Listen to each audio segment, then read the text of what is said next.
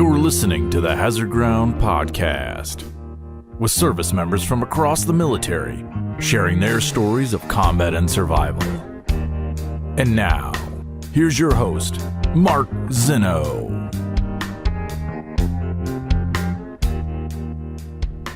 Welcome into the Hazard Ground Podcast. As always, we appreciate you joining us each and every week. Before we get to this week's guest, who is actually a referral from a previous guest of ours and somebody I consider a very good friend and one of the better people in the veteran space. You probably know his name if you're anywhere tied to the veteran space, but he's an outstanding human being. His name is Garrett Cathcart. We'll get to him. That's not our guest. That's my friend who connected us with this guest, who's got an interesting story to tell because Garrett was part of that deployment as well. We'll get to that coming up in just a moment. First, please continue to follow us on all the social media sites, Facebook, Twitter, and Instagram at Hazard Ground Podcast as well. Leave those Apple reviews. Keep them coming. Help grow the Hazard Ground community. Give us 5 stars. Tell us why you love the show. Doesn't have to be a lengthy review. Just a couple of great words on why you love the show. We certainly appreciate it. Continue the promotion with Amazon. You guys are doing a fantastic job. Go to our website, hazardground.com. Click on the Amazon button at the bottom of the homepage. It'll redirect you to Amazon. You can do all your normal Amazon shopping, get whatever you need, whatever you want. We'll get a percentage of what you guys spend, then we'll donate a percentage of that back to some of the charities and organizations heard featured here on the show. Also works from your smartphone. If you go to hazardground.com, it'll redirect you to the app. So if you save all your credit card information on your app, it's really user-friendly, easy and convenient, and a great way to help out veterans charities all across the country just by going to hazardground.com first. This week's guest is a former U.S. Army member, retired Sergeant First Class, spent nearly 20 years in the United States Army before he was medically discharged. Tried several times to work his way into the special operations community, but ultimately fell short. Deployed to Iraq in 2006 and led 189 combat missions on that single deployment, and it led to him writing a book titled Damn Hooligans about his experience. He was David Hollis joining us here on the Hazard Ground. Dave, welcome, and thank you so much for being here. Thanks, Mark. It's a pleasure to be here. And it's an honor knowing, looking over the previous guests that you had. So, well, the honor is all with Garrett Cathcart, and I hope he's watching and listening to this.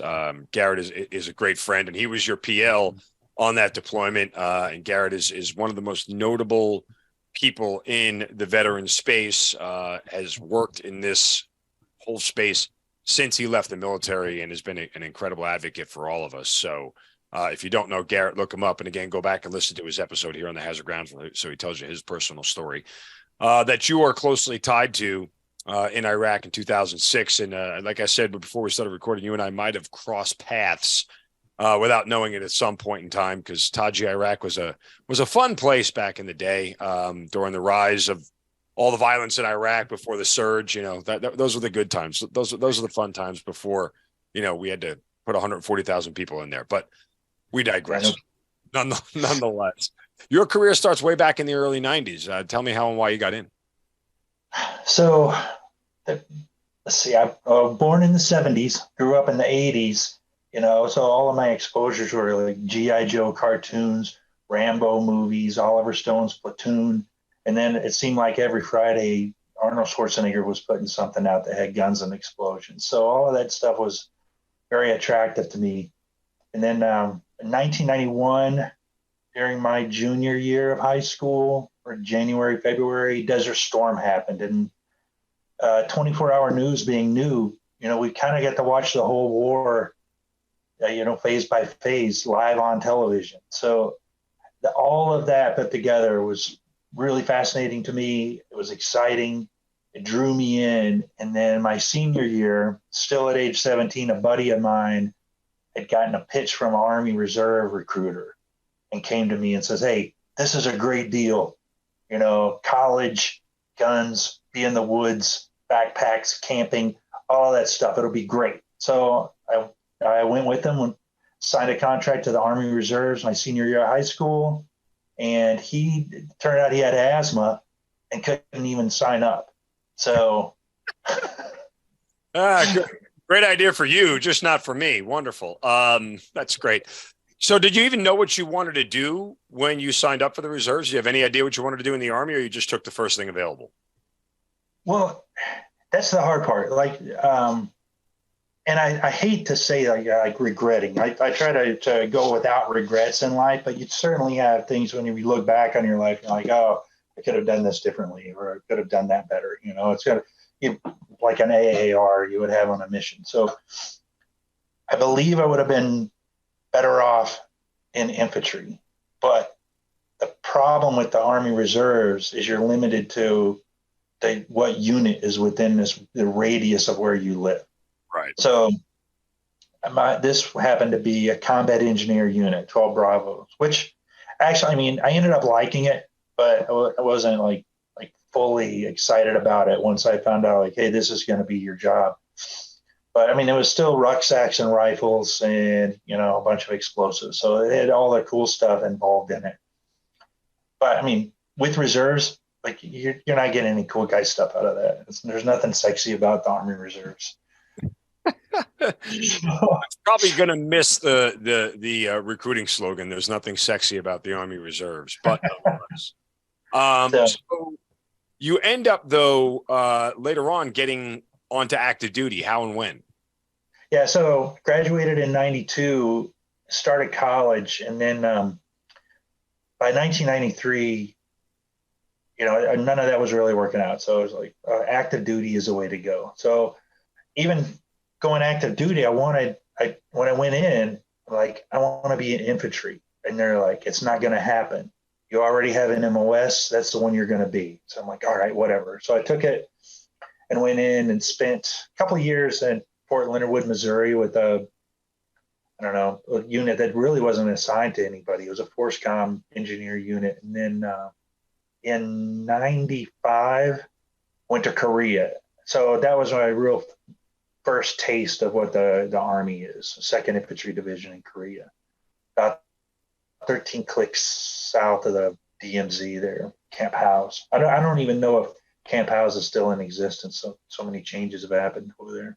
Yeah. And so you're kind of on this, year tour to Korea. I mean, was there any part of you that was regretting going to the active force? I mean, you just had to, started a family again. You have 2 kids now. I mean, like, were you thinking that maybe this wasn't for me? No. So at this point, like, I'm loving it. Okay. Like, once I got to Fort Leonard Wood was like a nice little taste of it, because I wasn't sure if I was going to like it or not. I didn't really know what I was getting into, but getting there, I had great leaders, great squad leaders, great platoon sergeants, and, the mentorship that they provided really kind of pulled me in. And by the time I got to Korea, I'm like, I'm staying in. Like, I fucking love this. So after Korea, what's next? And again, all this is pre 9/11. So you're just kicking it and garrison, hanging out and collecting. Well, I mean, that's the beauty of a trip to Korea back then. No combat. The wall had come down. We're kind of friendly with Russia. They're actually drawing down the military, which, looking back on that, the drawdown, there was a benefit to it. You have fewer soldiers, then you have to raise the standards for those soldiers to perform. So in Korea, as that drawdown was happening, you're watching guys kicked out that are overweight or that are failing PT tests. And just to get promoted from E3 to E4 was a competition every month. So they're looking at rifle qualifications, PT scores, 12-mile road march time. All of that stuff gets added up into who's going to be the one specialist that gets promoted in the battalion this month. So yeah, those are the good old days when making E5 was hard. And I don't say that to denigrate anybody who's in E5 now, but I remember being a lieutenant on active duty, and the 4 letters that scared the hell out of every E4 were PLDC, because you did not get promoted unless you went and passed. Oh yeah, and they took it seriously, you know. So it was where were we? Different times. It's crazy because you end up actually getting into an infantry unit eventually, correct? Yeah, and it was by a fluke. So Korea, the training, and like the benefits of that, it's live fire all the time. Like you don't have families there, so all you're doing is training constantly. Like we were in the field all the time, live bullets. We're on the range every week, so good hard training, in a non-combat time. So while I'm there, I'm in love with the Army. That's all I want to do for the rest of my life. I re-enlist, and I chose the 10th Mountain Division solely because I had watched what had happened in Somalia in '93, through television and stuff. And while I was in Korea, a buddy he ended up being a really good friend of mine, had come to our unit from 10th Mountain Division who had been in Somalia. So I got to hear all these stories, and he's like, this is a great unit, and I'm going back there as soon as I'm done here. So that was the best influence I'd had to where I want to go next. I was like, so I re-enlisted 10th Mountain Division, showed up there in late 1996, and still, pre 9/11. So it's still all training, and it's all training all the time. But I've got guys like leaders in the unit that were from 7th ID, Panama veterans, Gulf War veterans, Somalia veterans, tough, experienced guys that were in charge. So that was a good time. And that was another place that I didn't want to leave. I had been there for a few years. Oh, the infantry unit. So we're gearing up to go to a peacekeeping mission in Egypt. And they had to build the battalion out to larger than it was by by IMTO standards. So they added squads to some of the existing platoons and added a whole company on the outside. So I actually was lucky enough to get put into one of the organic platoons from the 132 Infantry as a team leader. And once again, great leadership, and lots of training, lots of live fires, trench clearing. Got put in charge of a machine gun team. So it was great. So you end up, doing this sort of multinational mission overseas, right? And then when you get back, a couple of different things happen, not only from a military standpoint, but from a personal standpoint. So kind of take me through all that and where it leads you, because obviously, again, we still haven't gotten to 9/11 yet. Yeah. So I get back from Egypt, transition back into my unit, and then my marriage is falling apart. And I come on orders for Germany. Is that because you had been gone so much? No, I like a divorce is more complicated. I don't think anybody's divorce is so simple that it's one issue. No, I agree. Listen, this isn't about your necessarily marriage or personal life or anything else. I just was curious if your love for the military and everything had a major impact on why the marriage is dissolved and you guys have decided to go in different directions. Well, I don't think it helped. So, fair way to phrase it, right?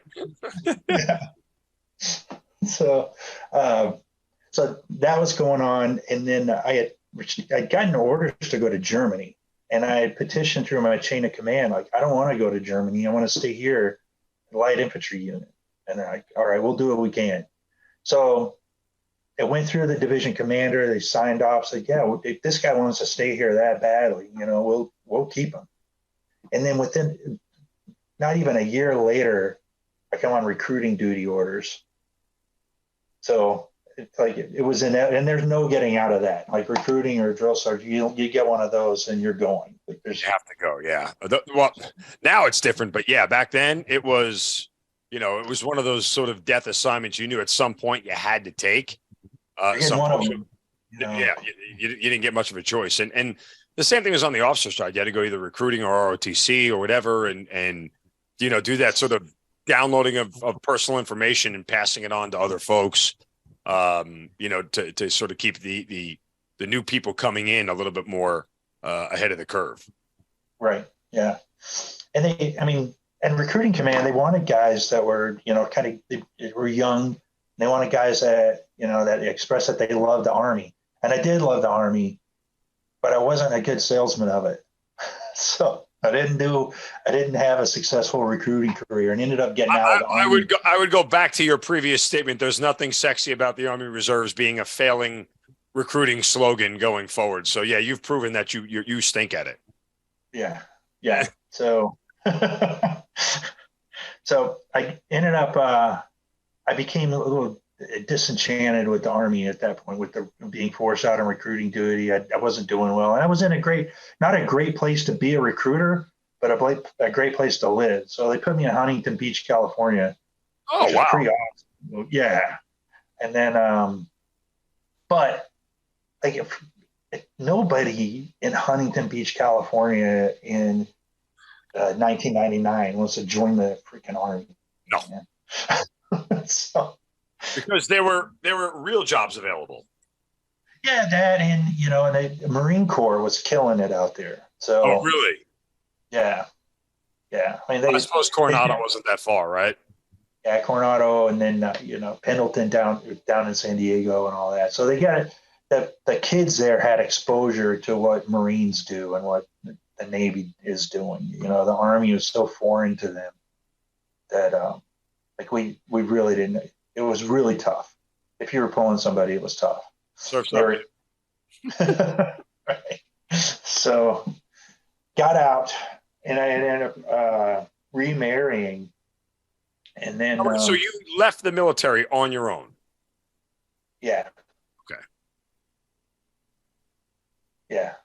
And that was just because you were you bitter? Were you sour? Did you not enjoy it anymore? I mean, you had to know the recruiting assignment was going to come to an end eventually. You didn't want to stick it out?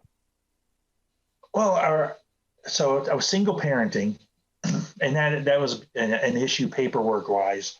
I didn't have a family care plan or anything like that. So, and you do have to travel as a recruiter. Like I was kind of went into it thinking like, oh, I'll have my house, I'll recruit, I got my kids, I've got nothing to worry about. But it was a lot more complicated than I had anticipated, and I was just hating it, Right. I need like for me, and I was kind of restless, and a lot of this is looking back on it as hindsight. Like maybe I should have stuck it out. And then I would have got a choice assignment afterwards or whatever. But, young, I was kind of restless and uneasy. So I just threw it in at the end of that term and got out. Thought I would go, I don't know, just go be a civilian or something, So it was actual an ETS. Like you didn't drop paperwork to get out ahead of time. You just ETS? My battalion actually dropped the paperwork and it was a year prior to my ETS, so it was a hardship discharge. Okay, got it. All right, just make as a single parent with a combat MOS, even though I'm on recruiting duty, they're like, hey, if you don't have your paperwork straightened out, then go for it. But I didn't argue it. I didn't argue it. All right. So how long did you actually stay out before you decided to get back in? Before I decided to get back in was only about a month. Okay. So, and then. By the time I was back in uniform, was 90 something days. So you had mentioned you got remarried. Yeah, I got remarried. I had met somebody as soon as I got out there, and then as I was getting out, got married, and then would move to a place just out a little north of Los Angeles, and then I was selling cars. Based off of the training that I got from recruiting and in sales. And that was another thing. Like I was hating my life. I hated going to work every day. I hated approaching people, trying to sell them a car that they might not have even wanted. Like this is not how I saw my life turning out. So I made a decision at that point. It's like, I'm going to go back in the Army, but I'm going to work and I'm going to train, and I'm going into special forces, and that's it. So it's going to be the end of it. What did your new wife say to this decision? She was very supportive, at the time. She's like, yeah, that sounds great. Do it, go for it, do what you got to do. So I went and talked to a recruiter. It's like, look, I said, hey, I've been out this long. I want to go back in, but I want to go back in infantry. And they're like, once again, like, no, you're not going to be infantry. And I was like, okay, well, I'll keep my MOS. And they're like, no, you're not going to do that either, because they're full up on 12 Bravo. So if you want to go in, you got to be either a cook, a supply guy, or a scout. So I was faced with the decision, like, well, I'm going to choose the only one, or I'm going to carry a rifle around. I didn't know anything about Cav Scouts or what it meant, other than I knew those guys rode in Humvees a lot, and they at least carried rifles and rucks around. So I took it. I went to it. And the shitty part of that one was coming back in with a different MOS. I had to take a grade reduction from E6 to E5. Oh, really? Yeah. So, but in my mind, like now I'm focused, and I have a goal and a vision, and I'm like, okay, well, I'll take the grade reduction, and it'll take me, within a year I'll have it back. It's not even going to be that big a deal. And so drove on. And then you head off to lovely Fort Polk, Louisiana. Yay. Yeah. That unit, that on paper was a great concept for that period of time. So it was an entire regiment of light cavalry. So just Cav Scouts and mortars, and engineers, all on Humvees. So they were fast moving, easy to deploy. The problem was they didn't have, like, all of the Humvees were from the early to mid 80s. All the equipment was junk. There was no budget. Nobody was able to do anything. And we're at a training area that's consumed month to month with JRTC rotations. So we barely even got any time in the field unless we were supporting what was going on with JRTC. So that was a difficult place to be. And like, I think this is building out, like, oh, this guy, he's never happy with where he is, and he's a freaking whiner the grass is always greener.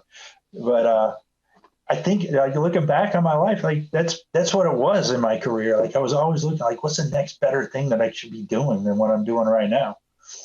And oh, by the way, I don't think that makes you a whiner. I think that part of the military culture, one, is to always look for what's next, but two, everybody knows this. The current unit you're in is the shittiest unit there ever is, and the one that you just left is the greatest unit there ever was. I mean, it's that's just sort of the mentality of the military. I've heard people say that for years. Oh, my last unit was so good. My last unit was awesome. It was, and this unit, this unit stinks. I mean, you're embracing the suck, so it kind of just goes along with the territory, 100%.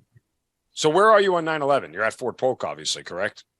Fort Polk, and with my focus, like, I'm going to selection as soon as I can get in there.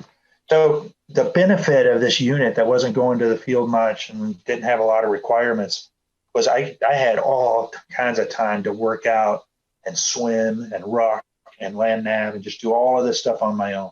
Like, we were basically just working a normal schedule. We had a few field rotations, our weapons calls, but otherwise, I had all the time in the world to have a ruck on my back, running, land naving, and shooting. So that's what I did. And then 9/11, I just finished PT. I was at home. I showered. I was eating a bowl of cereal and flipped the news on and saw the second plane fly into the tower. So.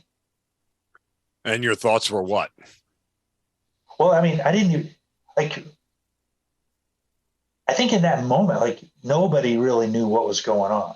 There's just been a plane had crashed into the tower, and now a second one, and then, and it was just tons of speculation.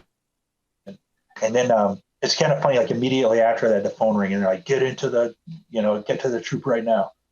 So everybody gathered up.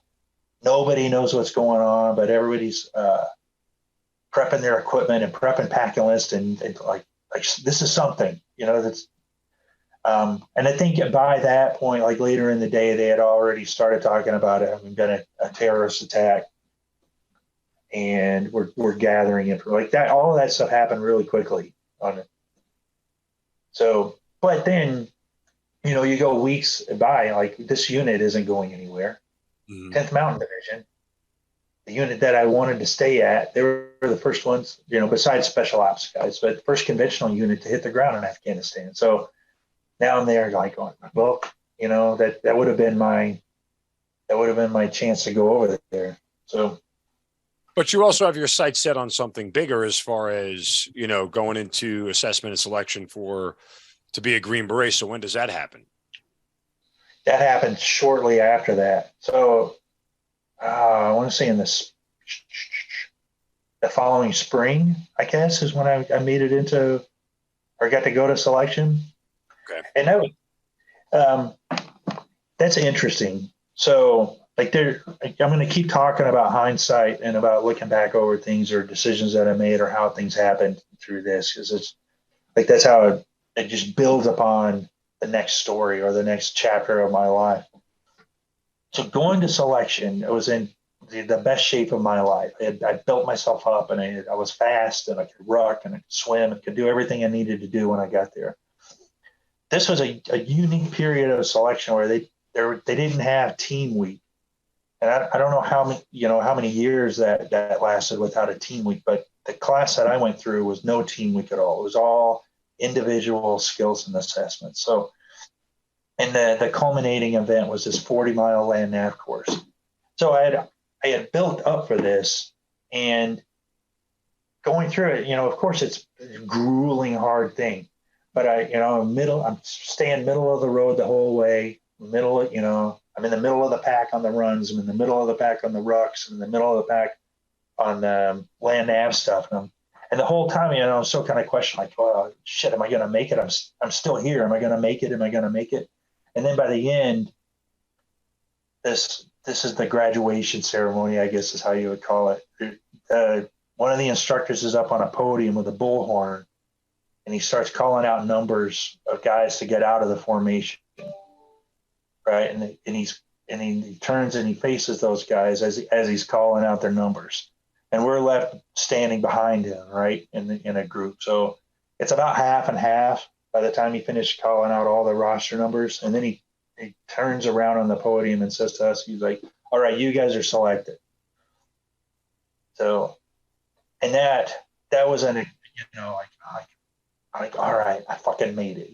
This is awesome. So this is the way it's going to be. So I go back to my unit and still had to stay there for a year, before I could PCS anywhere. I had just arrived there not long before that. So stay there for a while, and then go to the Q course. And I didn't make it through I made it. I finished the small unit tactics, but I wasn't like you can't move on to the next phase. Here's a letter. You can come back in a year after you train harder. So the issues there were I wasn't meshing with my team well. And I think I would have been filtered out during team week.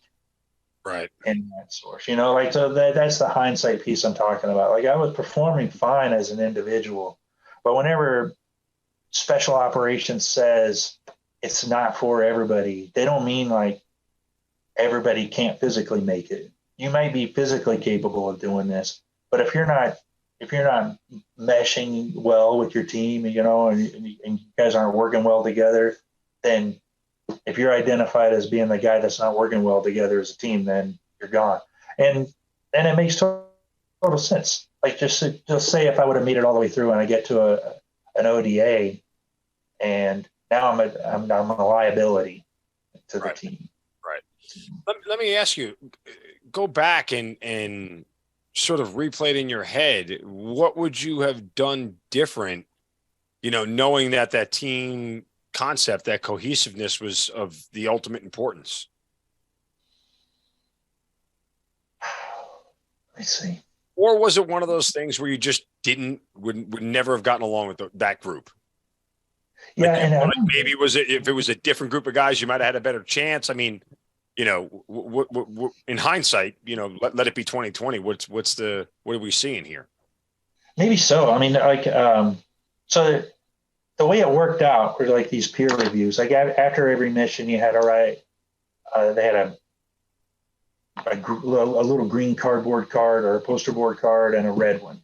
You had to put one guy's name on a green one and one guy's name on the red one. So how it turns out is I ended up being the guy that had the most red cards by the end of that of that phase. So Did you get I don't know. Did you get to read what they wrote? No.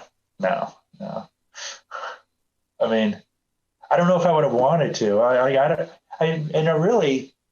don't have a great idea of what it was, other than, like maybe just minor bickering, like during a mission planning or something like that. So,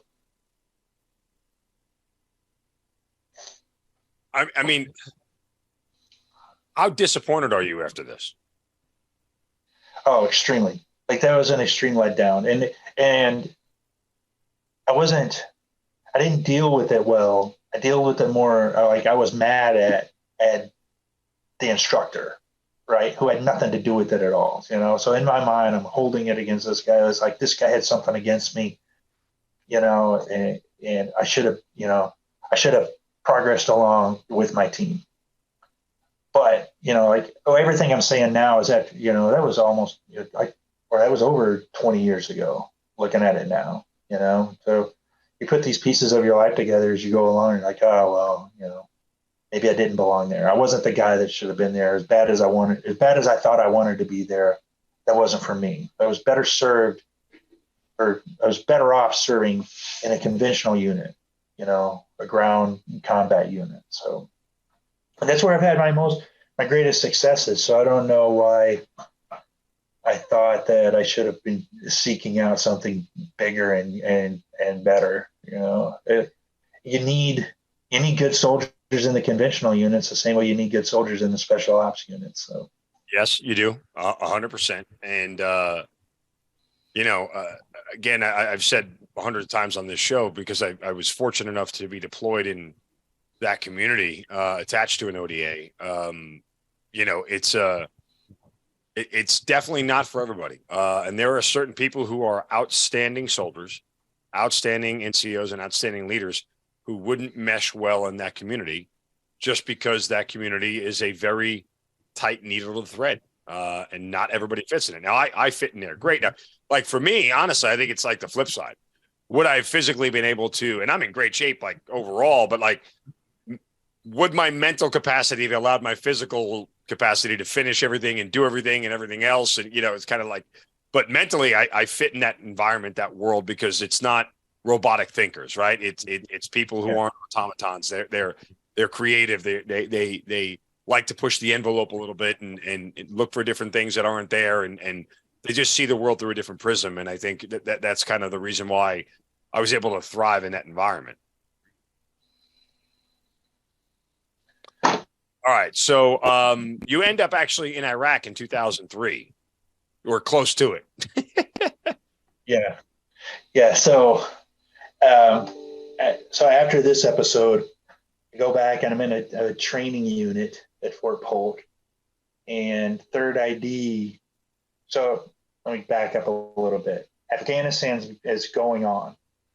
And my speculation is that the units that are rotating in and out of there had priority over being backfilled with troops. So you got 10th Mountain, 101st, 82nd, those guys rotating in and out of Afghanistan for a couple of years. So by the time Iraq kicks off, the heavy units that they're going to need to go into Iraq are so under strength. So they open up for guys that are in training units whose mission is slow anyway, to like, hey, who wants to be part of this? Who wants to backfill into it? So everybody, of course, raises their hands, and a handful of people get to go to third ID and whatever other units. I went with third ID and got put under the G4. But the deal was, and there's another thing that was so disappointing, but I would have done the same thing had I been, in charge of a unit that's taken in guys from another unit. Like, if you're not organic to me, then I'm not going to put you in one of my more critical roles. So I end up being put in charge of what I called, disciplinary problems and low skill. Like, I had some guys from the band, and I had some cooks, and I had a couple other guys, and we got put on a security detail in Kuwait until they got some contractors to take over for us. And then they had nothing for us to do. We pulled a little bit of security at the airport after that was taken down, and then, they started cutting us back out to our assigned units. So, I mean, so you were there, right? Yeah, everybody wanted to get a piece of that pie, and sometimes that pie had a little chunk of mold on it, I guess. But so after this, yeah, that's my big invasion story. Yeah, right. Sitting at the airport at Baghdad International at BIAP. So fate takes a hand again here, and you get presented with another opportunity to rejoin the Special Forces community. So, this one. So the Delta Force guys come around to the conventional units every so often, and they give this big whiz bang, sexy briefing with videos, explosions, and guys rappelling off of roofs and swinging into windows, all of that cool stuff. And they're, and all the E6s and above are kind of like, you have to go to this briefing and at least get the briefing. So I went to the briefing and I was like, that sounds freaking awesome. So I went up to the recruiter and it's like, I want to give this a shot. So he was there for another day, and all of us that wanted to go took a PT test the next day.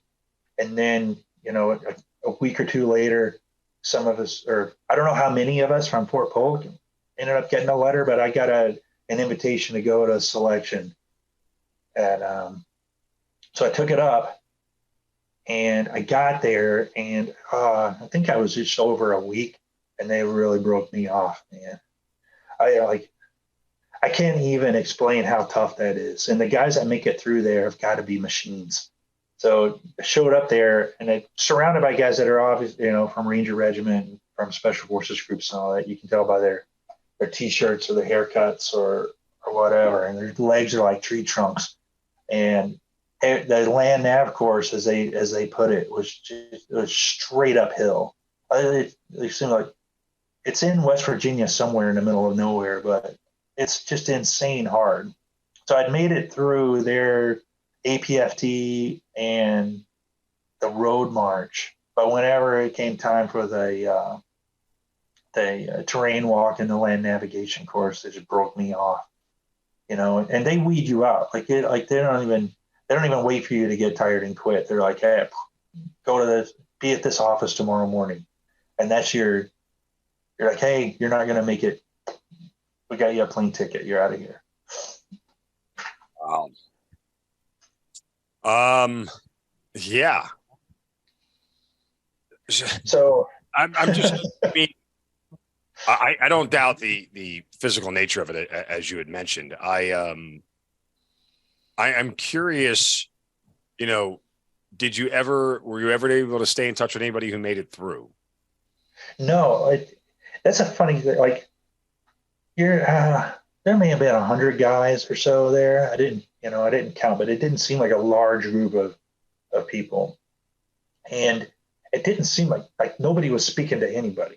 I remember like there was one pair of guys that were probably from the same unit that trained together, and they're best buddies, and they were there together. But otherwise, like, it was so solemn. Like, you go back between events, guys are just on a bunk reading books, and then you go to chow, and it's like hardly anybody was talking to each other. Maybe a couple of the SF guys knew each other, or a couple of the guys from the Ranger Regiment, maybe chatted with each other a little bit, but it was so quiet, and everybody was so focused on themselves or what they were going to do to get through. At least my perception of that, anyway. So coming from a conventional unit, I had no ties to anybody else there, so it was just me and what I'm capable of doing. And I found out very quickly that it wasn't that. So so now you're 0 for 2 as far as trying to crack the code here. Yeah. So I take another swing at SF Q course. I was going to say, you're still not giving up yet. You're going back to SF the Q course. Yeah. So I go back, and as soon as I hit the ground there, I found out that I made the E7 list.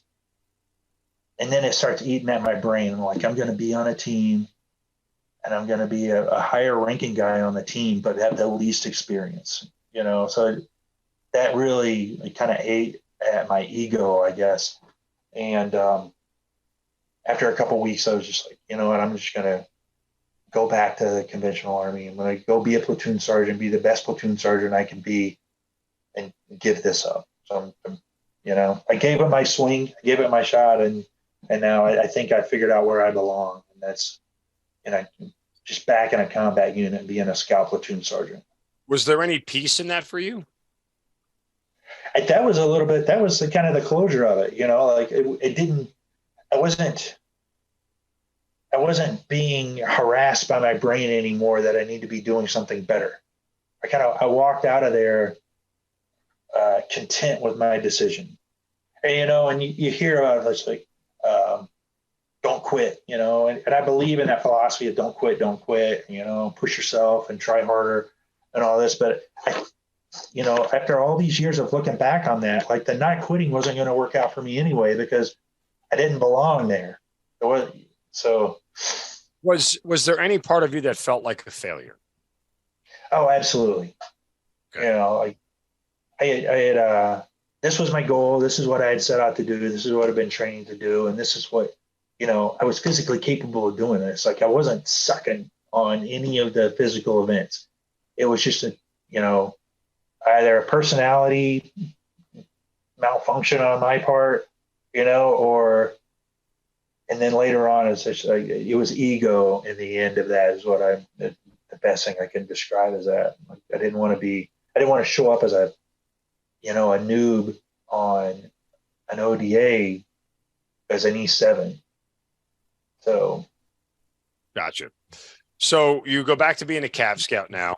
You become a sergeant first class, and you're back in a regular unit. What happens next?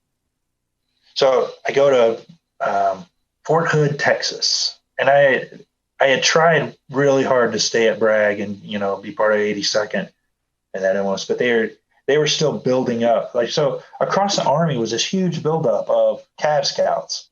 So they decided that every battalion or every division needs more of them for whatever calculation they came up with.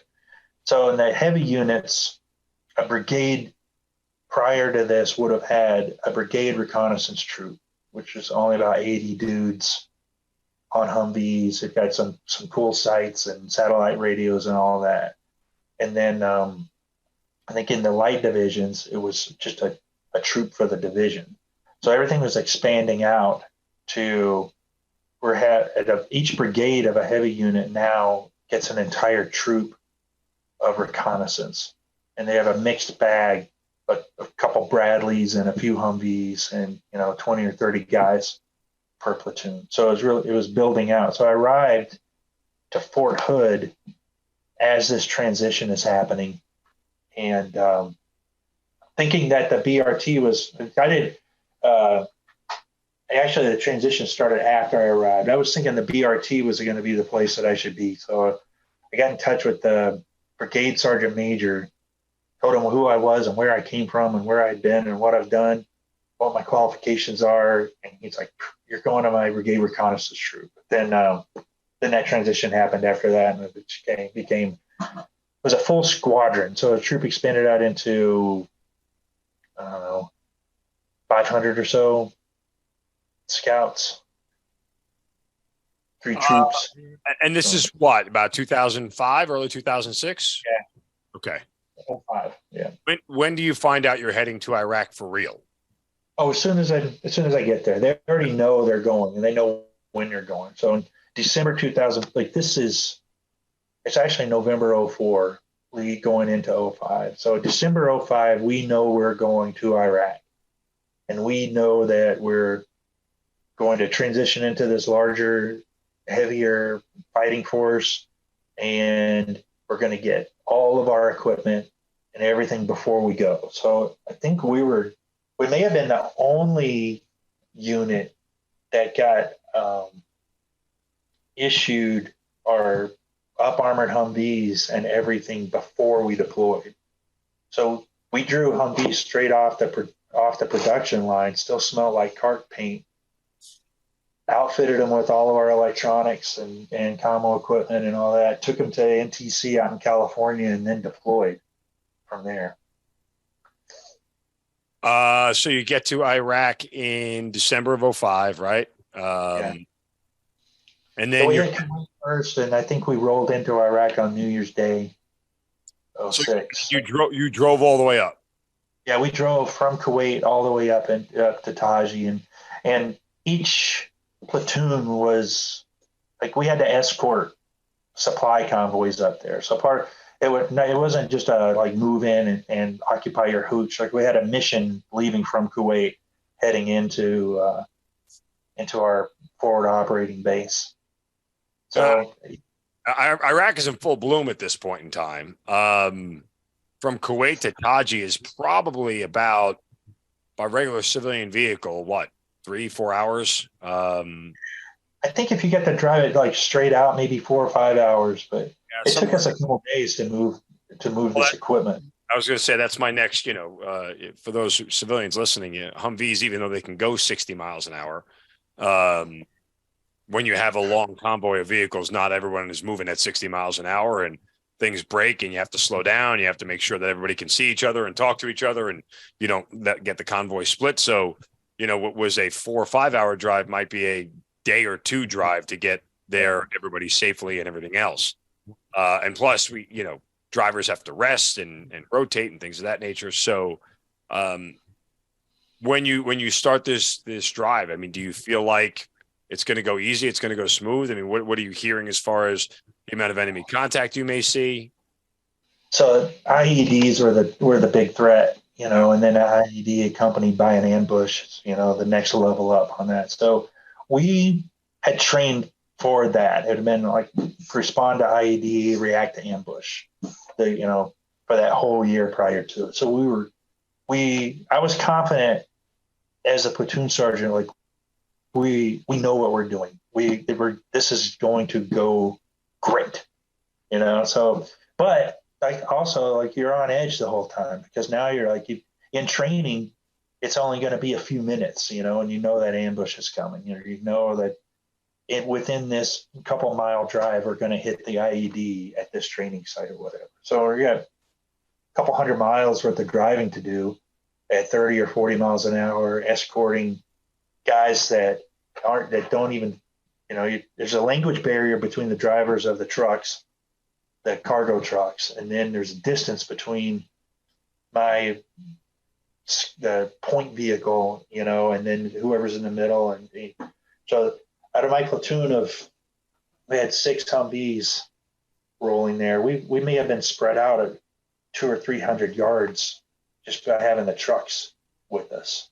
So it was more of a logistical challenge than it was, waiting to face the enemy. Right. Did you end up getting there safely? Yeah, I think without any contact.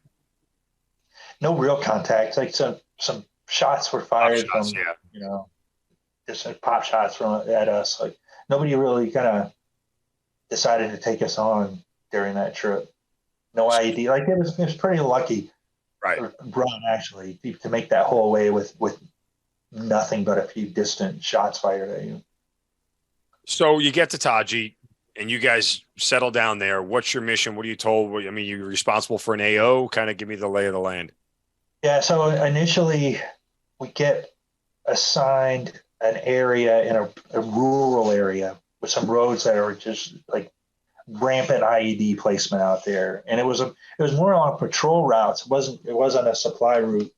It was west of Taji on some farmland. So we'd spend a couple days or spend a day at these outposts where you park the vehicles up where they can have a good line of sight looking all the way down this road. And then a little further down, it had an interlocking sector watching the road. So we're watching the road the whole time. And then I, as a platoon sergeant, was finding myself with nothing to do. Like the guys are taken care of. They've got the food. They've got the ammo. We've got the mission. And the squad leaders are running the missions. So we had to send out what's called small kill teams, which is like a mini ambush with it would have typically been a sniper. So I had a guy that had been to sniper school, but we didn't have all the equipment for him. So he's got an M14, no spotter, M14 with a scope, no spotter.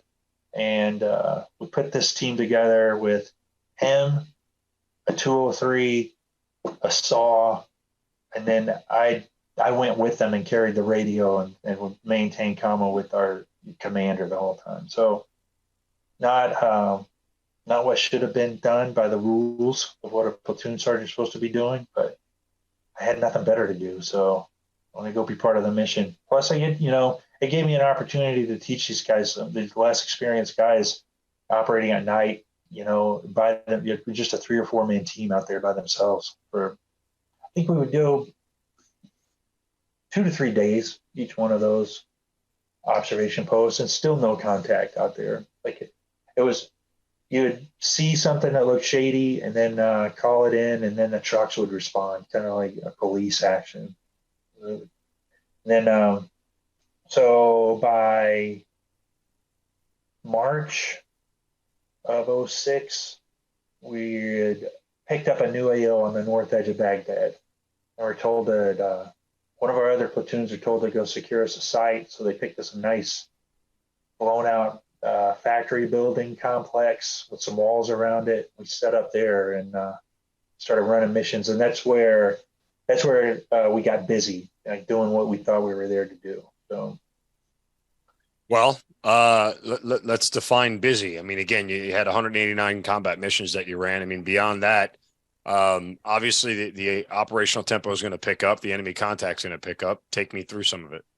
So we had a really scored away commander, the troop commander, and he set up this great, what he called patrol set rotations between there's 2 scout platoons and a mortar platoon that became a patrol element. We weren't using them as mortars anymore. So each platoon was split in half. So you had 2 patrol elements from each platoon. So that gave us 5 total patrol elements for the troop. And set up base there. We called that patrol base. It was south of Taji. So it gets the name Patrol Base South. And your first day out as a patrol element is security at the patrol base.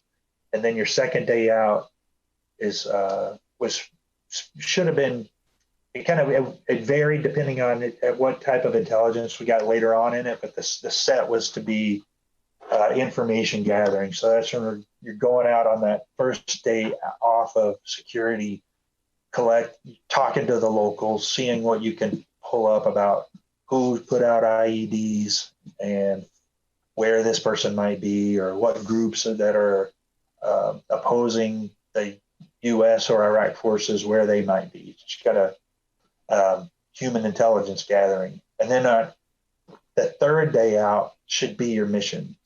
That's where you've got these guys' names and you're going out. Now, on top of that, instead of outside of us gathering our own intelligence, we're also being fed intelligence from our squadron. So we know about this guy. Go here and get him. So it was a pretty constant, if you're either driving on patrol or you're talking to somebody or you're hitting the house. And we try to do most of the hits at night, but sometimes it's just go right now kind of thing. So that's how the missions ended up accumulating, is on that. And some of them would turn into several days worth. So if we would have like 3 or 4 days that are planned to be out there patrolling, that could turn more than once it had turned into 10 days out. Wow. When do you get to your first actual taste of combat? Oh, it came in little spurts. So a couple, little shootings here, or chasing a guy down here, an IED. And for whatever reason, whatever patrol I'm with never encountered an IED. And I would rotate, that. Good thing, Dave, by the way, just in case you were wondering. It's an overrated experience getting blown up by an IED. Trust me when I tell you. At the time, I'm so eager to get in the shit. So, right. I felt like we're chasing tracers at night. We see something pop off and we load up and we run towards it. And we get there and everybody scatters. And it was becoming frustrating to me not getting my combat experience that I wanted. and in turn, just kind of being run away from or being avoided the whole time. So we tried to be super aggressive. We tried to be in the enemy's face the whole time, which was our commander's policy. If you're in their face, you don't give them time to do anything. So, and we enjoyed that and we moved towards that. So my came late in the deployment where the information had built up, and we had while I was on leave, the whole platoon got tangled up in a skirmish on this village that was a little outside of our patrol base. And Garrett had talked about it during his interview, where they gathered up like 20 or more foreign fighters, and then one of them broke loose from his zip cuffs and grabbed a machine gun that the Iraqi police guy had just laid on the side of the pickup truck. And our commander's driver actually, killed that guy. And then like 3 seconds later, the whole Iraqi police lit up all of the freaking detainees. Just slaughtered the whole bunch of them. So later on, we're going into like what they've gotten off of these dead guys, as far as IDs, and searched some of the houses and found maps and notes and all that. We decided that we would go in and clear a few of these houses. And as a platoon sergeant, I had the medic, and I pulled a couple of guys together, and I had a blocking position that I was going to at an intersection. And one of the other team leaders, I think, had a blocking position opposite of that. So there are only a couple of ways into this little village due to the irrigation ditches.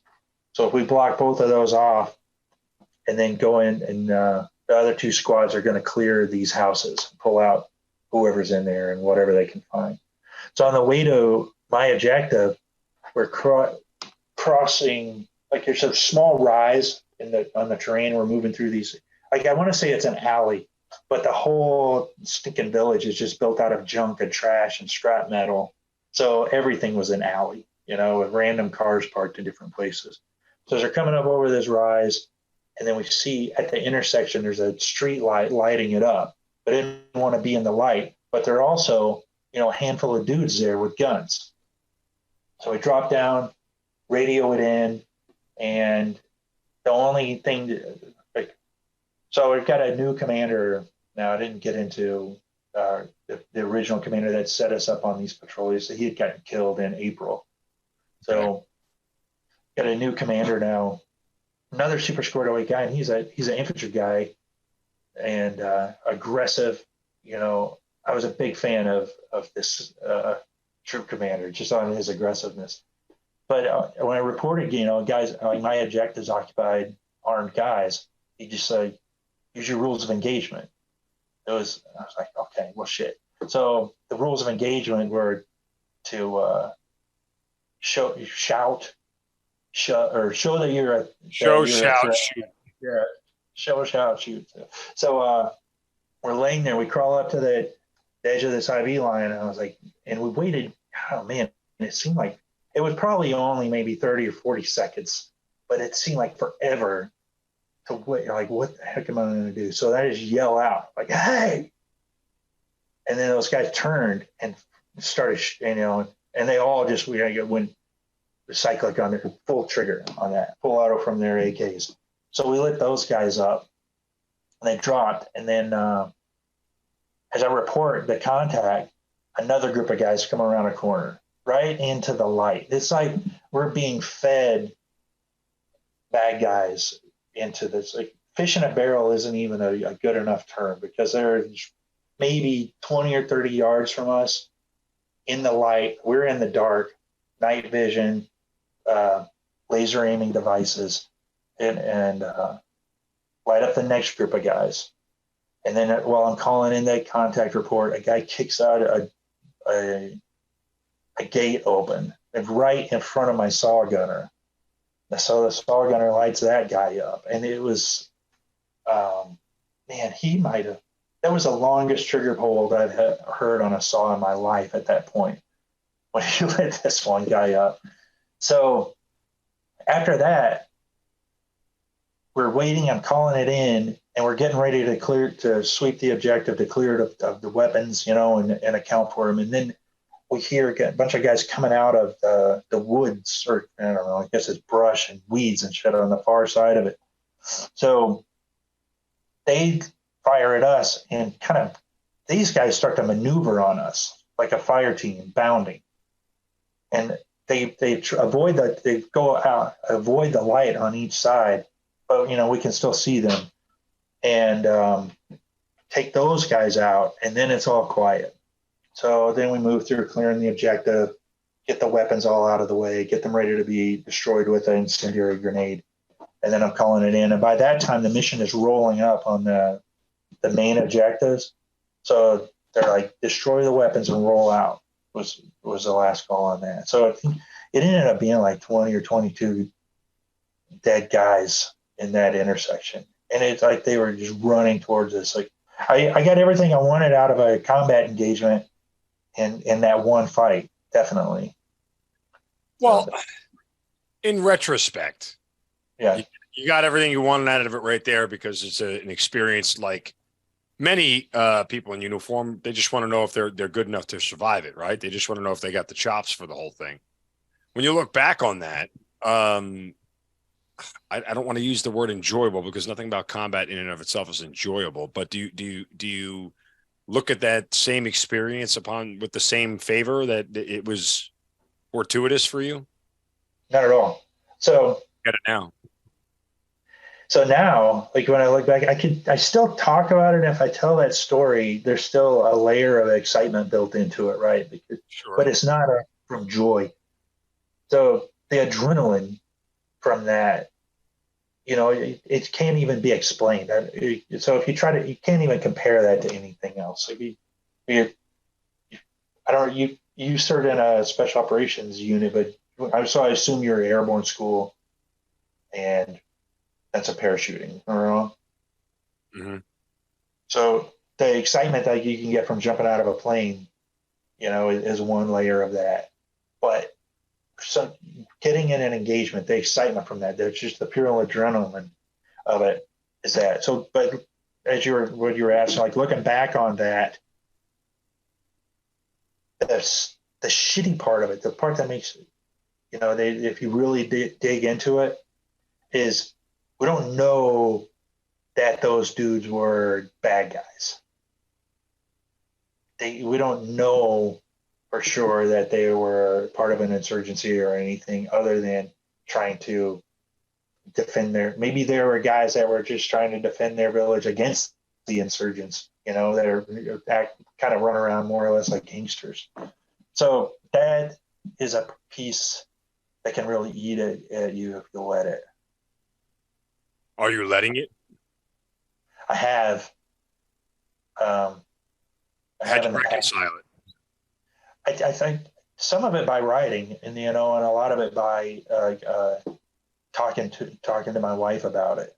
I think just talking about it, coming to terms, like it can be in your head, and you can let that eat at your mind and your consciousness and your thoughts and your feelings. But just talking about it and getting it out, I think is helpful. I've always had to resign to just one theory, because, again, the hypothetical road is a dangerous road to walk down in our situation, right? Yeah. Could I have stopped and had a conversation, or said halt and not shot? And, what are the consequences? Well, we don't know the answer to that. We'll never know the answer to that. And you're right. That might not have been a bad guy. It might have just been a guy who was like any of us would defend our home. We don't know if the guy knocking at our door has malice intentions, right? But we open the door, and we don't all stand there with a rifle in our hand when we open the door. So, all those hypotheticals you think you throw out the window. The only thing I can hang my hat on, that I put my head on the pillow at night peacefully, is that I'll boil it down to as simple a choice as it's either them or me, or them or my guys. And from that standpoint, the choice seems obvious. Right. And people who haven't been in combat can choose to try to look through this through a different lens and try to inject morality into it and everything else. But you didn't live that life. And so you don't understand where your mental mindset is. And this was your first combat. I mean, it took several times before I had enough of being pop shotted at before I was willing to negotiate any situation because, well, they weren't negotiating when they were pop shotting me. I was just carrying goods from point A to point B. I wasn't out to go hurt anybody, but yet you're whizzing bullets by my ears. So it's the same on the other side. That's why I think that hypothetical road is very, very dangerous. Yeah. And so that an insurgency or fighting against an insurgency, it the challenge in itself is like you never know who the enemy is anyway. Yeah. So the intensity of combat, the trauma that comes from that type of combat is mostly from just a constant stress. Like there's a constant threat on your life, and you never know when that's gonna come. The IED goes off. You're constantly waiting and watching for the IED when you're driving around. You're constantly expecting an ambush. You're constantly expecting someone to shoot at you from a rooftop or from an alley or something like that. And when it doesn't happen, that stress was still there. 100%. And it's compounding. It doesn't go away and start over. It's not a video game where your life just re-energizes and it goes all the way up. I mean, it doesn't work like that. So that's your first combat experience. Now, obviously, you get to your first loss in combat as well. Yeah, well, first loss had happened with the commander, but you had mentioned that, right? Yeah, and then it may have been only a month later after this engagement where we're getting towards the end. We're a couple months out from going back home. And we had lost one guy to wound, to his hand from an IED blast where I think it was his thumb or trigger finger that severed, and he had sent home. And this one was harder on me than the combat engagement because I didn't get to be there with them. Like as I had mentioned, we were on each platoon was split into two different patrol sections. I was at a patrol section that was responsible for security at the time, and Garrett had the other section out, and they were doing their patrols, but they got sent back. They're like, go to this house and pick this guy up. So they're like, all right, we'll go get that guy. So they go and they grab the guy. It was, it was easy for them, no contact or anything, kind of just knocked on the door and said, hey, you're coming with us, and grabbed him and packaged him up.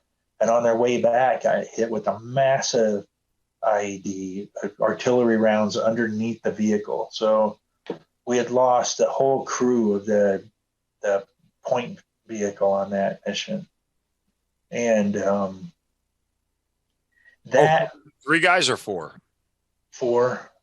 Yeah, I mean, it would have typically been 5 guys, right. But this truck was outfitted with a Crow, a 50 cal with a remote system on it, so the gunner is actually sitting down inside the vehicle.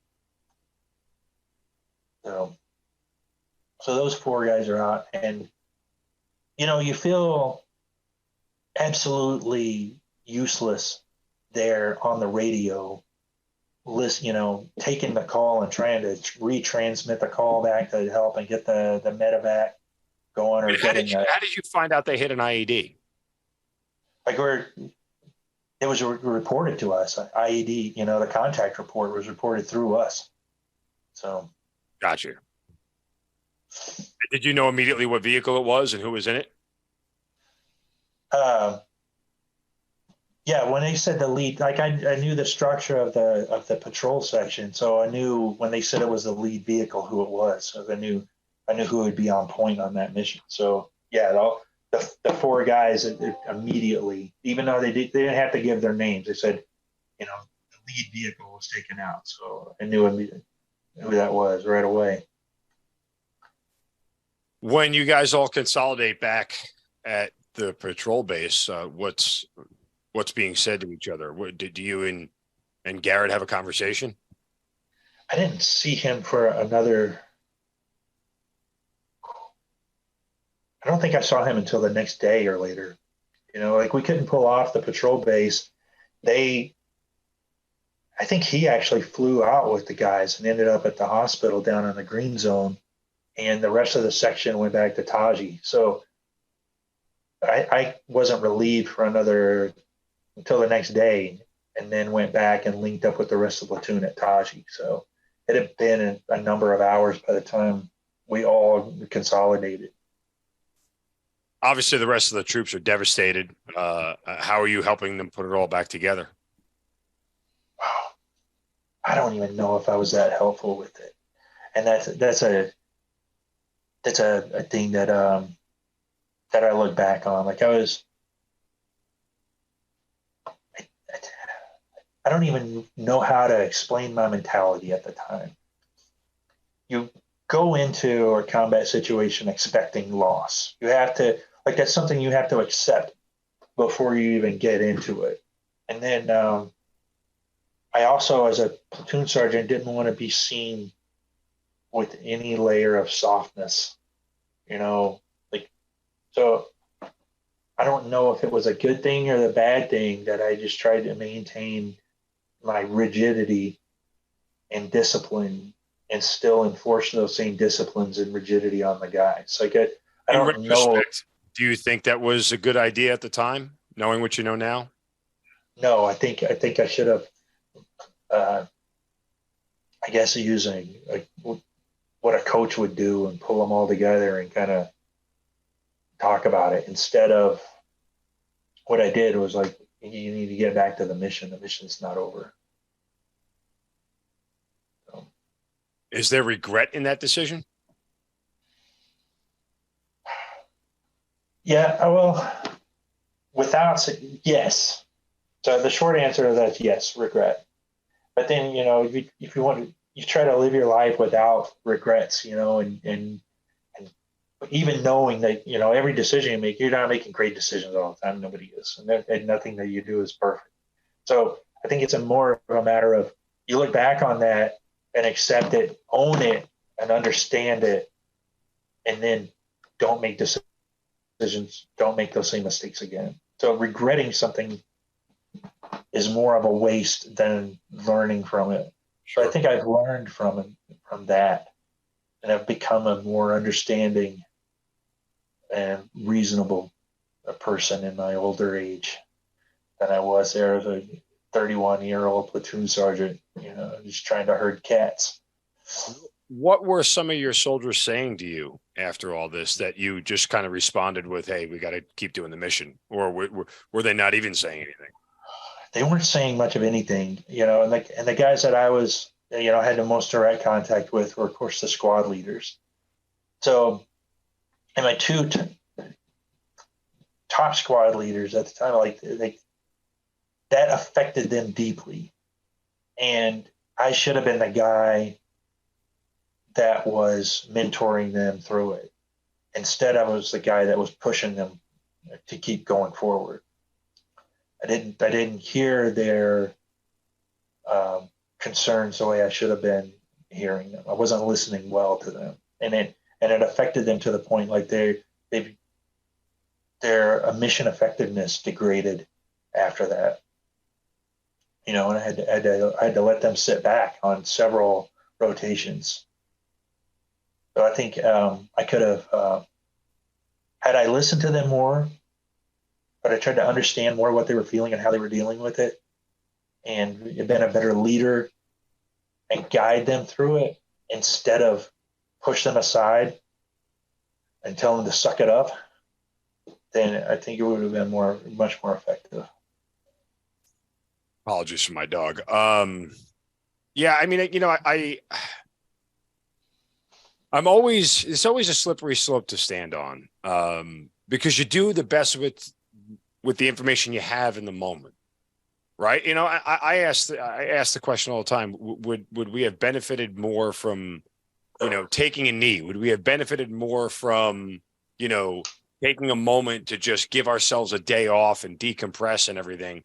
And we sit back and say, yeah, maybe I should have done it then. But at the time, in 2006, we weren't aware like we are now of, the repercussions of what we were going through. Number two, there was whether we want to acknowledge it or not, there was a ton of pressure from every level of the military to be successful, right? Because we were foolishly thinking at some point in time we were going to end up getting out of there sooner rather than later. Right. That happened. And the sooner the military might say, well, the sooner we finish this, the sooner we'll go home.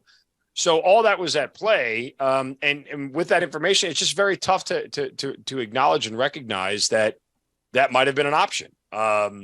So I want to show you empathy for that reason alone. But, again, I think we all could have had different conversations with people if we had known differently. I think that's fair to say. Yeah. I mean, my first sergeant he had pulled me aside and was talking to me, and at the time, I didn't appreciate his mentorship the way I should have. Like, he was encouraging, as you said there, to take a knee and to take a break and hold off for a minute. And it was me that was pushing, no, if we do that, we're just going to lose our momentum. We have to keep going. We have to stay on our rotations. We got to stay on the mission. We got to continue doing what we kept doing. Otherwise, they win, Was that the only casualties you guys sustained on the rest of that deployment? Yeah.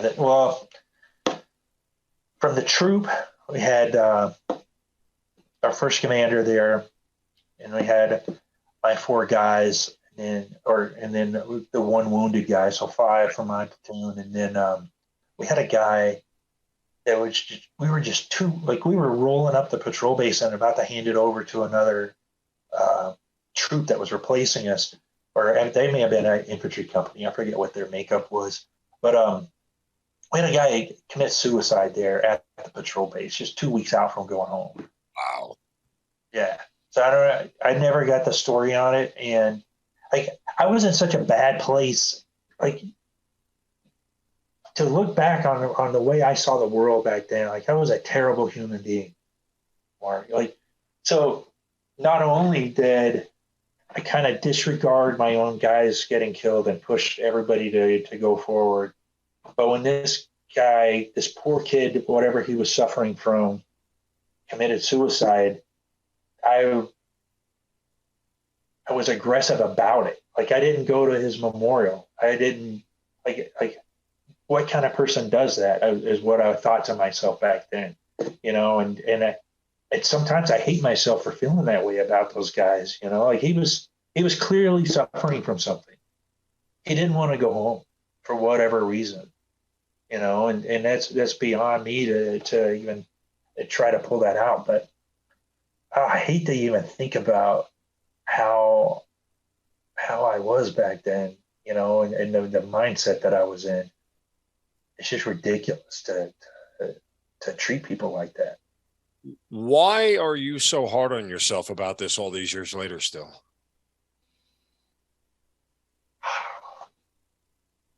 I don't know. I mean, how should a person be? I think my upbringing was. It's funny. I mean, my wife has asked me the same question, so and I never have a good answer. I can try to make excuses about, I consider my upbringing had been in the Army, not so much my childhood, but more I was taught to be who I was by these great leaders, these combat veterans, these guys who I respected, but for their toughness and their hardness, and I tried to emulate that as a leader. But I think, on situations like that, I think I took it too far. And I don't know if being hard on myself that's what pushes me to get through things, get your ass up and get moving, put the ruck on, keep walking, stop whining about it. Well, I would default back to what you said before. In a sense, a failure is only a failure if you don't learn from it. A mistake only remains a mistake if you don't adjust. A regret stays a regret unless you sort of are able to change things going forward. I think you've done a very good job at acknowledging that and I'm not even saying you handled it wrong. All I'm going to say is that there is a different way to handle it, because for everybody, it's different, right? You're dealing with people and everybody has different feelings and emotions. So there's not a 100% right solution to the way you go about doing this sort of thing. And so, and you recognizing that it was wrong, you probably deserve a little bit of self-forgiveness and grace that it, was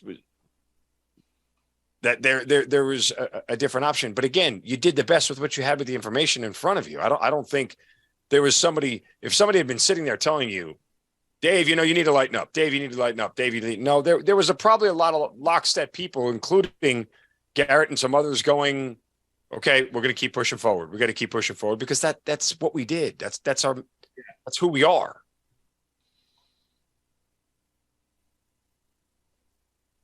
Yeah. So, and that is like, we're talking about this 20 years later, right? Or a little less. And so all of that is, all of these years of thinking about it or having a discussion with another guy that experienced something similar, all of that builds on itself. So looking back, I'm like, I don't think like being any easier on myself now is necessarily the right answer. I think I always need to I don't know if it's easier. I think it's just giving yourself a little grace. I'm not saying you need to be easier on you. I'm not saying you need to deprogram who you are. I'm merely saying allow yourself a little bit of room and forgiveness that, I was working with what I had. Again, I could think of a half a dozen examples. If I had different information or if I had done X or if I had done Y, I would have different results. I have to live with the decisions I made based off of the time that I made them, but I also have to allow myself the ability to understand. Now, again, thankfully for me, nobody got killed. And that's not the case for you. And so it's a little bit different, obviously. I mean, I've been to those memorials. I've been to those ceremonies. I've had other people within the unit I was with get killed. So I certainly understand the range of emotions. I don't know. I think that there is a place where you can sort of find a middle ground between not letting up on yourself and, going the complete other direction of, hey, it's all okay, Dave. Yeah, everything is just peaches and like that. There's a middle ground there for you. I appreciate that. Thank you. So where does the inspiration for the book? I mean, obviously this deployment is the inspiration for the book, Damn Hooligans, but when does it all come together? Because the book was just released this past December. So where does it all come together for you to start to write this thing? Yeah. So we got back and I left the unit. I went to a different unit. I ended up being, went to be an observer controller at a training center in Hohenfels, Germany. And then I was put out on a medical. So a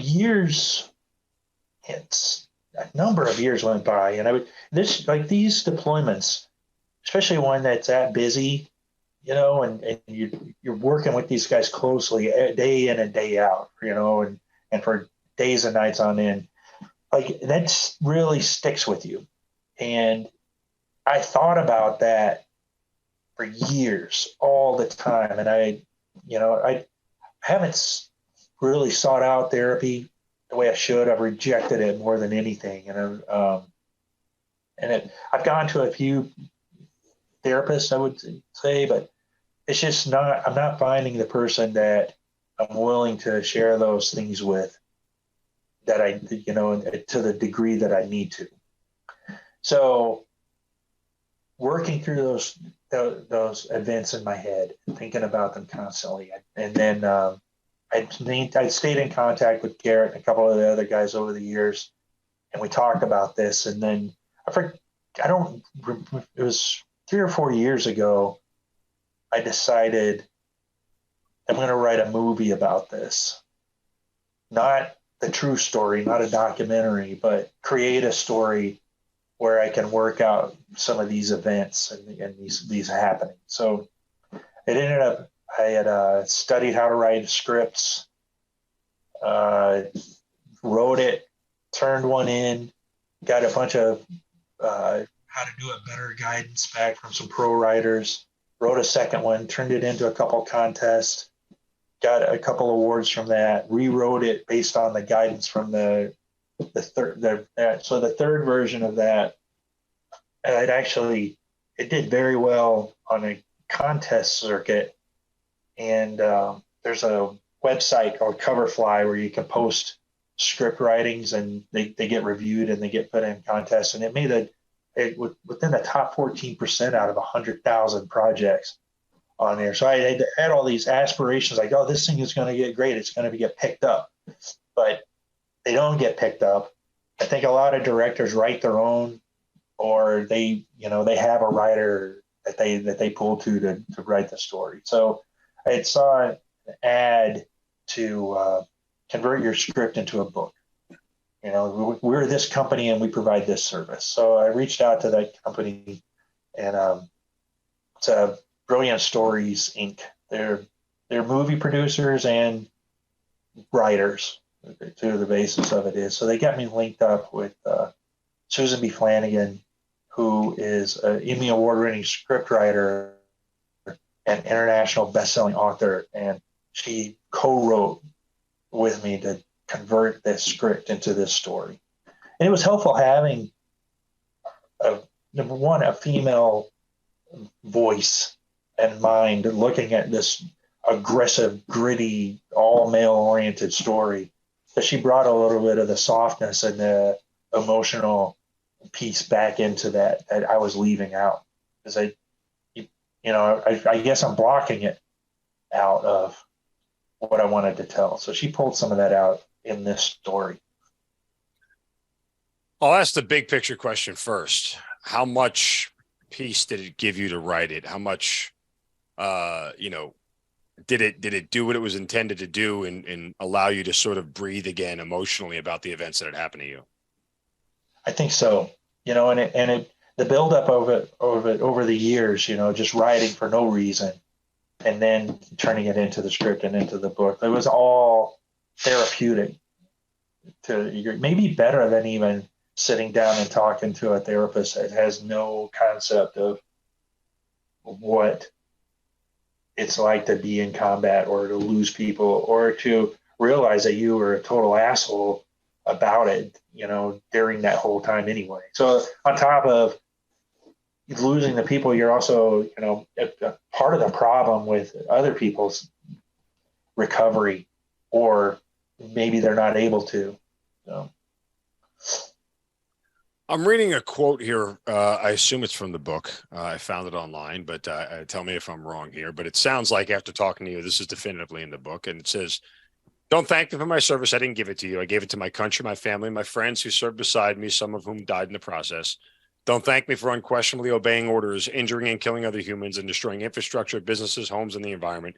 Don't thank me when you don't understand the implications of combat." Why don't we want to thank you? Why don't you deserve thanks? I don't feel like I didn't do it as a favor to anybody, right? So I didn't hand somebody something and say, "Hey, here you go. Here's your box of freedom. You're welcome." I don't feel like I did that. By the way, they give you a box of freedom when you get home. They're like, here's a yellow ribbon box, and it's got all these great. You actually get those are civilians. Like, you get a box of freedom when you get home. They give it to us. So we get a box of freedom on the way back. So they got a little flag and a coin. It's fantastic. I apologize. It was just funny that you said that. Nobody gave you a box of freedom. Got it. Being thanked, I know I'm not the only one that feels this way. Like there's almost a movement going on among combat veterans. They're like, I don't feel comfortable for someone to say thank you for your service. I don't feel like I provided them with anything. I would rather them thank their teacher, that's teaching their kids how to do things. Their teachers are doing a lot more than what I feel I did, in engaging or assisting the Americans in, just becoming better people. Like, we didn't do that. I didn't join because I saw it had some great draw toward patriotism. I stayed in because I was having a good time with it, and I was doing things that I enjoyed doing. Listen, thank you for your service is always a little bit weird, awkward, uncomfortable. I get it. I just say how do you even respond to that? Say thank you and keep moving. Like, let's not draw this whole thing out. I don't stop anybody and reprimand them for thanking me. I just like, yeah. Oh yeah, just thank you. Yeah, but again, I when I read the quote, it feels like there is some of that is tied to the loss that you experienced, because had you not experienced that loss, if that IED doesn't hit them and those four of your soldiers don't die, I feel like this still, and at least talking to you, that statement isn't written in the book. You might have a great book and you might have a great story, a whole bunch of other things went on and everything else, but it feels like they're linked. Yeah. And I think you're right about that. So I probably wouldn't feel the way I feel about that had those losses not happened. Like if we came out of there with no losses and then it would have felt like a big win, then we get to come home heroes. Yeah. Sure. Yeah. So, but with the losses, there's no win in that at all. You can accomplish this many missions and you can do this and you can catch these bad guys and you can kill those bad guys, but you're one loss in your unit. Like there's no win from that. Is there homage in the book to those losses at all and those individuals? Only in the telling of that story, and it's all fictionalized. So it like, and I told you, like prior to the recording, like it's fictionalized on purpose because part of that is people's memories are terrible. Like when I started putting this together, pulling the story together to write the first script, and I was talking to a buddy of mine, and like we weren't remembering the way things happened the same way. So, and it's only because we're dealt with those from two different perspectives. He dealt with it from a lower ranking guy, and he had a perspective on what was happening, and I as a leader of this platoon had a perspective on how that was happening, or what was being felt, or how things were going. So right away, I was like, well, there's no way this is a true story if the two of us can't even agree on. Well, I would argue from doing this show for a very long time and talking to several people from the same battle who might be within 10 meters of each other, it's a completely different perspective. Right. That's the human experience. That's you can view the same thing happening in a different way. And yes, there might be some sort of dialogue about, well, this happened first and this happened second, or, this happened second, this happened first kind of deal.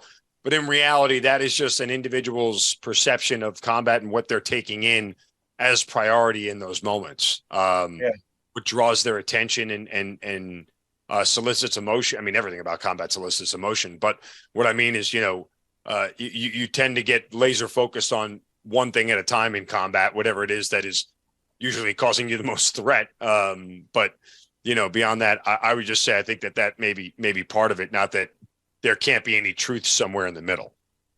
Right. Yeah. And there are a lot of other guys that were involved in books or movies or whatever that are under a lot of scrutiny right now because of how true the story was or what they said wasn't true in there. And I want to believe on their behalf that with their perception of that was the truth to them. That's how they remembered it. Right. So, but that's the hard part of if you come out and you say well, this is a true story. This is the way it happened. I abandoned that early on in the building of this story because I coming to terms with, shit, maybe I'm not remembering this the way it should be. And then some of the feedback, that I was getting from the script, there are too many characters, you got to cut it down. So that made it actually easier on me to take 37 characters, guys, and condense it down into one patrol of 20 guys. And I still had people telling me it's too many to keep up with. I wasn't willing to go smaller than that. So as far as paying homage to those guys, I don't know if I could, if I would have done it properly anyway. So I kind of I held off on that as far as a dedication to or an in memory of or anything like that. I just kept it. This is a fiction based on a period of time. Right. What do you want people to get out of the book? First, I mean, I would like for if somebody was reading it, like they're like a shared experience, like there are a lot of guys that had similar experiences than what we had over there, and I'm hoping that some of those veterans that were over there can read that and go like, oh yeah, I remember when something like that happened, or I remember a guy just like this guy, or yeah, my turf, acted the same way or did the same shit, or even the characters in the platoon, like, oh yeah, that's a funny dude. I remember, the guy in my platoon's name was this. So that's more. It's like more about entertainment. But then on the other side of that, like trigger some of those thoughts and think back on the decisions that were made. It's especially as a leader, like some of the soldiers, they're not going to reflect back on decisions they made. They were doing what they were trained to do or what they were told to do. But the small unit leaders that were engaged in combat, I hope that they can look back and think about decisions they made and think about how they grew as a leader while they were there, I know you haven't been able to give yourself much grace from the book, but, where do you sit now when you go to bed at night, and how much of this still stays with you? The deployment or the book? Both.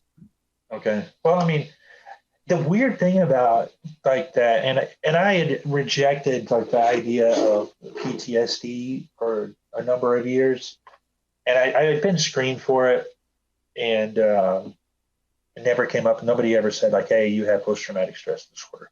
But I don't think anybody that goes through combat comes out of it without it. It's just driving down the road is a traumatic event. On the sunniest day you have and nothing happens, it's still traumatic to the degree like you're ready to respond. So I don't think anybody can walk out of there and say like they weren't affected traumatically by that. So I had to really think on this and see if it was true, but I do have some thought about it every day. Whether it's thinking about the guys that have been killed, or thinking about some funny thing that somebody said or did, or I just had a trip I spent a couple weeks in Mexico, and not at a resort or anything. So we had a rental car and we stayed in the city and we were kind of driving around, and so many of the small villages there reminded me of the small villages in Iraq. So you have places built out of concrete blocks, a goat in the yard, dirt, sand, and some, random vegetation around. But that it's just just a random thought, like, oh yeah, we're driving through. This is exactly like so and so village over there. So, well, I mean, what are some of the conversations that you and Garrett have had since? I mean, he's as empathetic a guy as you can find. And again, Garrett Cathcart, forget what episode he was. I'll have to go look it up. But he's a previous guest and a personal friend of mine. But again, when you started to be able to peel back the layer of this onion, what were the conversations about? So it turns into like I know that he felt a lot of responsibility for those guys' death, because it was his patrol that was with them, and I know one of the squad leader that was with him in that same patrol was the same thing, and they actually kind of distanced himself from everybody else. But when Garrett and I talk about it, I think Garrett actually has a healthier outlook on it than I do, even though he took on some of the responsibility of it. But my thoughts on this are very recent. Like I spent a number of years just, with that same mindset of we did the right thing by pushing forward and not talking about it. I don't want to talk about it. I don't need to talk about it with anybody. that was combat and it happened. But it's only in, I'd say the recent 5 or 6 years that I've started. I think you used the term unboxing it. Yeah. So, I mean, listen, I'm right there with you. I waited. It's not that I rejected the idea of PTSD. I just didn't think I had it. I never thought it was something that was there until I started having a lot of in-depth conversations like the one we're having right now, and recognizing, I kind of deal with the same things. I kind of feel the same way. I kind of react the same way. And then you start to like really get overwhelmed after being hit over the head with a hammer a couple of, 100 times by hearing stories over and over again. I'm like, yeah, that sounds a lot like me. Maybe I should go investigate this. And I've said this before several times. There are days I wish I never unboxed anything, because, it was fine where it was. It was packed away and nothing ever bothered it, and it didn't bother me, and it stayed packed away in a closet. But you realize that the behaviors that you're going through and the things that you're going through are going to persist until you open that box and figure out what's in there. And it's not easy. So, it's a day at a time kind of thing. It's a journey, not a destination. It's, all these things are continual, and you have to learn to sort of live with it and manage it and not try to beat it, because much as you've learned, sometimes when you try too hard to get something that isn't for you, you end up with a lot of frustration and anxiety more than anything else. Yeah, I think one of the things that I struggled with the most and continue to some degree is that when you're tying an emotion to an event, right? So in the Army, even prior to this combat deployment, I don't think this one deployment triggered this. I think it was compounded over, I think 13 or 14 years before I went to combat, actually, was you can replace your emotions with anger and get through it much easier than you can actually addressing the emotion you're having. So the loss of those guys was sadness, but I can replace that with anger, and I can take it out on patrol and be successful, because I can take it back to the enemy, and I can take it out on them. So that, and then that carries on, and I'm only recently starting to address that. It's okay to feel sad. Yep. And it's okay to even, have some loneliness or whatever. But I've had my biggest issue was replacing all of these emotions with anger, and I can get mad at it and get mad at you, and then I can push through, and in the end I'll be successful because I made it through this adversity by getting mad at it. But it doesn't work. No. And I will say this much for you. You're incredibly honest with yourself, and have been incredibly honest with me. And that is something that's not always easy to get to. You've clearly acknowledged several times your failures and your mistakes and things that have gone wrong. And, you've shown at least the want to and desire to flip those things into something better. And that's not an easy place to get to. So I commend you for it. Your candor and your honesty is refreshing, and I'm glad you're able to do it, because it's easy to tell a story by glossing over some of those things as opposed to hitting it straight on.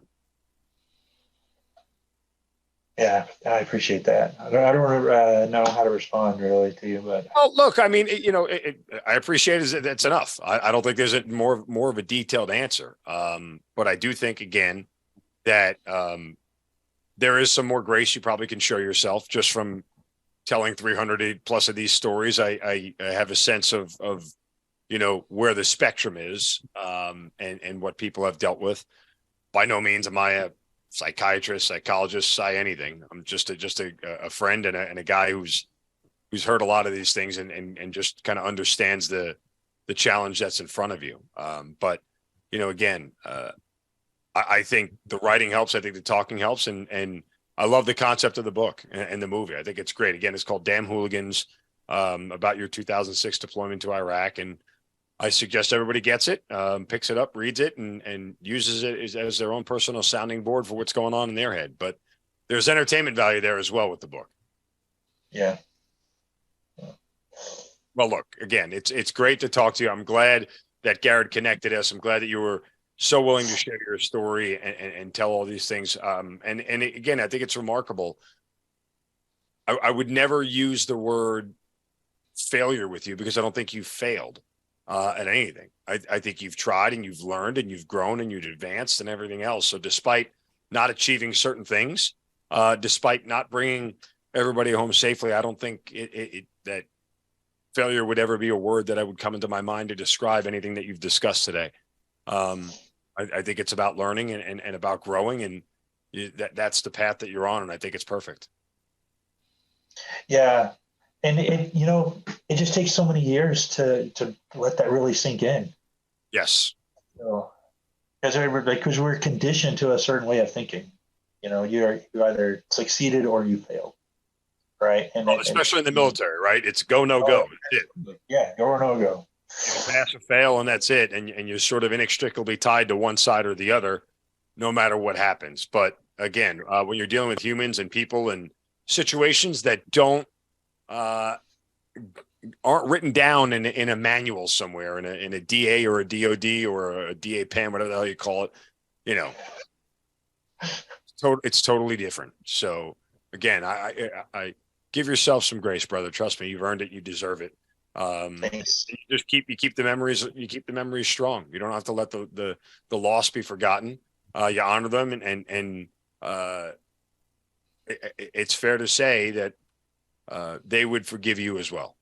So they were doing their job like you were doing yours, as Garrett was doing his and everybody else's. We all accept that responsibility. And if it's the one thing we learn is that we don't push that responsibility off on anybody else, right? Everybody has a job to do. They were doing theirs. You were doing yours. I did mine. And, find that sweet spot where it all, is at peace for you. All right. Again, great to talk to you, David. Thank you so much for your time. Again, Damn Hooligans is the book. Go check it out. We'll throw it up on our website, hazardground.com as well. You guys can get a link to it there. Certainly appreciate the time, brother. Great to get to know you, and best of luck going forward. Thanks, Mark. All right, David Hollis, thanks for being part of the Hazard Ground. You've been listening to the Hazard Ground podcast, hosted by Mark Zinno. If you have an interesting story to tell and you'd like to be on the show, send us an email at producer@hazardground.com. And if you like the show, don't forget to subscribe, rate, and review on Apple Podcasts. Thanks for listening. We'll see you next time.